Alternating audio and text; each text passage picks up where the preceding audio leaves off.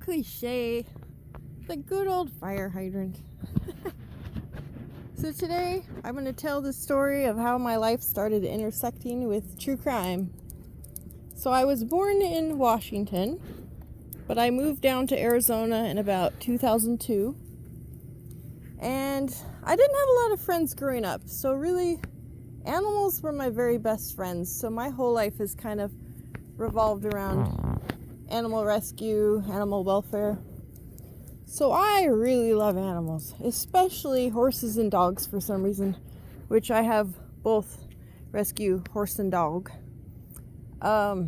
Anyway, so I moved to Arizona, all was well, but in 2005, there were horses and dogs, it's 2005, I believe, horses and dogs being shot and people's pets being shot left and right.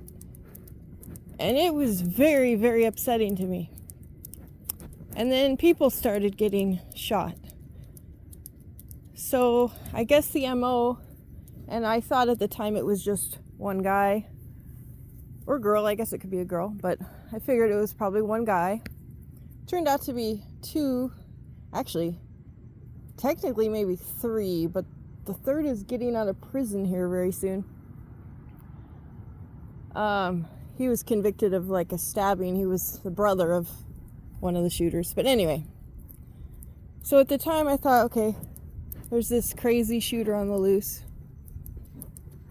And it really, really bothered me that they were picking on animals, because now a lot of times on videos I'll make comments like, oh, the poor dog that was shot, whatever. And people are like, what about the person?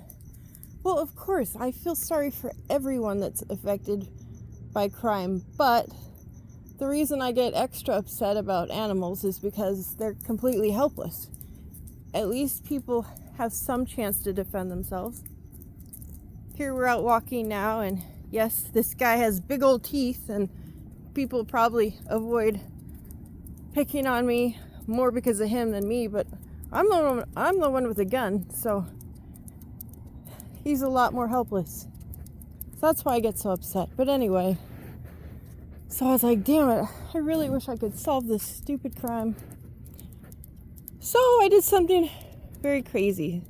So a little background quickly, if you don't know much about the Phoenix serial shooters, is they would basically go around every night, and they usually tried to shoot people in the back so that, if they weren't killed, they couldn't identify them.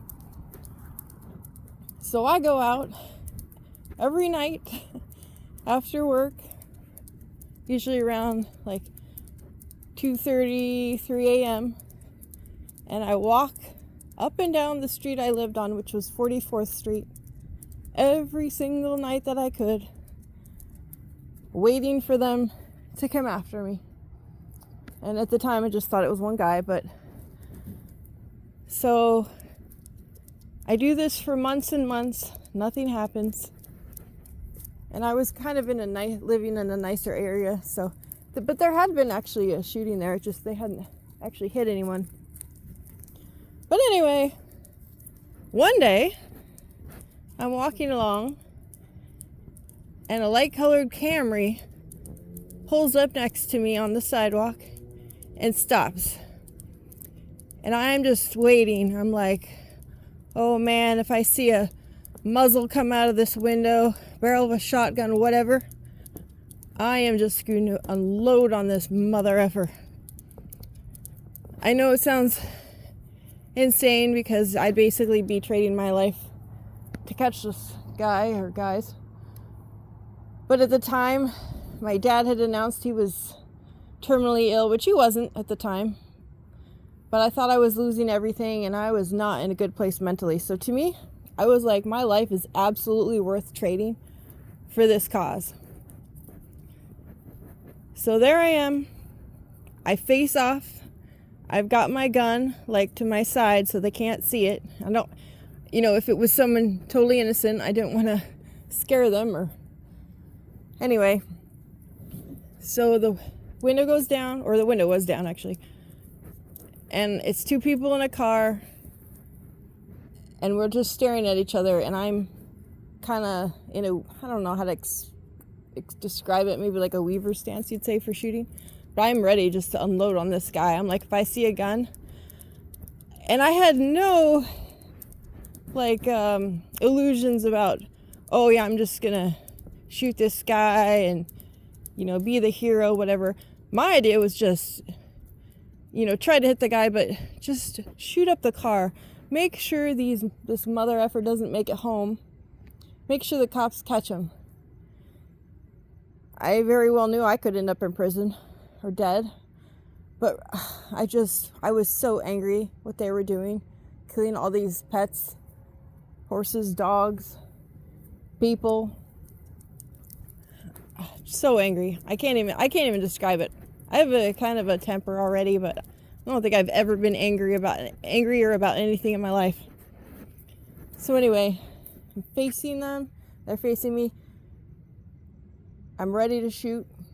Got one in the chamber. Gonna unload the entire mag on them. But then they drive off. What I didn't realize at the time, and I'm sure it was them, but I didn't realize at the time, they're just total cowards. So the reason they didn't shoot at me is because I was facing them directly. Saw what they looked like, could identify them. So they drove off to find an easier victim, someone that couldn't see them. So, and to this day, it still really bothers me.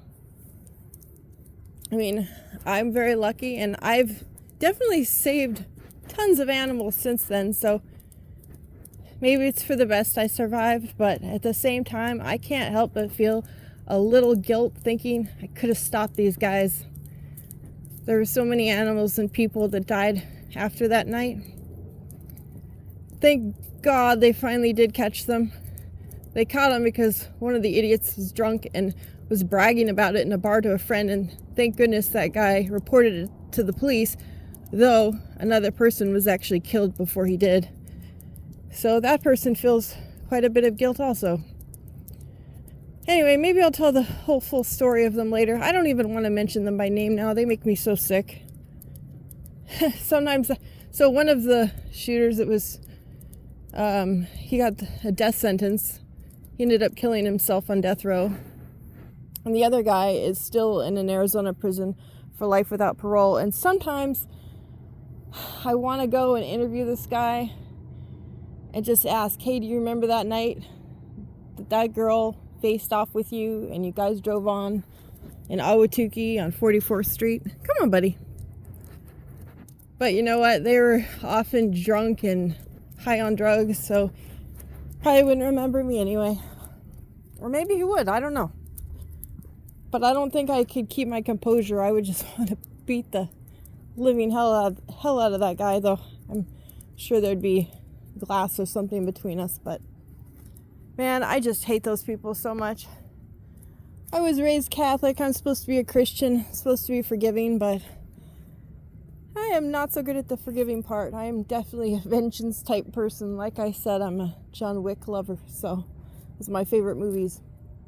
Anyway, it's so stupid. I don't know why these cowards did this, but anyway, one's dead, one's in jail forever, and the shooter who killed himself, his brother actually was involved before the third guy was involved, but he was only convicted of a stabbing where the person lived before, kind of like in the beginning of this, so he'll be out soon, very, very soon actually, I think in the next year, so that's scary. But anyway, I know this probably makes me look really bad to most people. Makes me look crazy or psychopath or something. I don't know. But I really, truly, absolutely at the time was willing to trade my life to stop those people. Just makes me sick, those people. Anyway, so that's my story. Maybe I'll tell the full story of the shooters later. But gosh, right now I don't even want to mention their names. They're so disgusting. He's like, I don't know what she's talking about. I'm just enjoying all these interesting smells here. Come on, buddy. You're a good boy. As you are. Hey. Hey. Yes, yes, you are. You're so good. You're a good boy.